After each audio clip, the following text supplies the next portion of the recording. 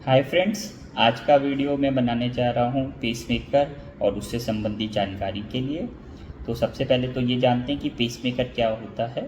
Pacemaker basically एक electrical यंत्र है जिसमें एक छोटा सा तार कनेक्टेड होता है और ये तार हार्ट की इलेक्ट्रिकल एक्टिविटी को कंट्रोल करने के काम आता है, इसको बढ़ाने के या इसको रेगुलेट करने के काम आता है। अब पेसमेकर जनरली 3 प्रकार के होते हैं, एक सिंगल चेंबर पेसमेकर, एक डुअल चेंबर पेसमेकर और एक स्पेशलाइज्ड CRTP यानी कार्डियक रीसिंक्रोनाइजेशन थेरेपी पेसमेकर, जो कि हार्ट के पंपिंग को सिंक्रोनाइज करके उसकी क्षमता को बढ़ाता है। नेक्स्ट हम बात करेंगे कि पेसमेकर किन व्यक्तियों को ज़रूरत है। कुछ ऐसे लक्षणों की बात करते हैं जिन पेशेंट्स को हम पेसमेकर की ज़रूरत पड़ सकती है।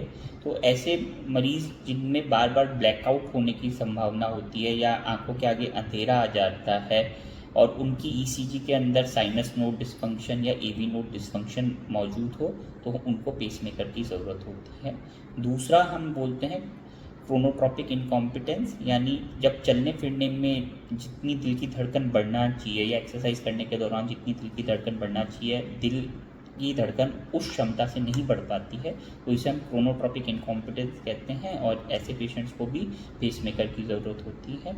तीसरा है CRT, जो कि पेशेंट्स जिनके अंदर हार्ट की पंपिंग पावर 35% से कम हो जाती है और उसके बावजूद ECG के अंदर कुछ स्पेसिफिक क्राइटेरिया आते हैं, तो ऐसे पेशेंट्स को भी CRTP पेसमेकर की ज़रूरत होती है। लास्ट में बताना चाहूँगा कि पेसमेकर कैसे किया जाता है।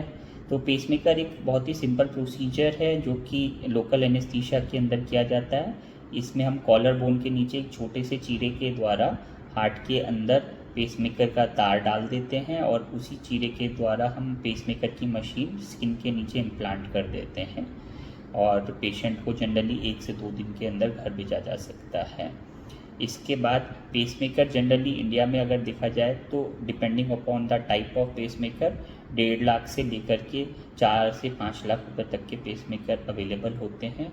वो अलग अलग पेशेंट की रिक्वायरमेंट के हिसाब से डिसाइड करते हैं कि उसके लिए कौन सा पेसमेकर बेस्ट है। जनरली अगर पेसमेकर किया जाता है तो 3 या 4 दिन के बाद पेशेंट अपनी रेगुलर लाइफ जी सकता है। धन्यवाद।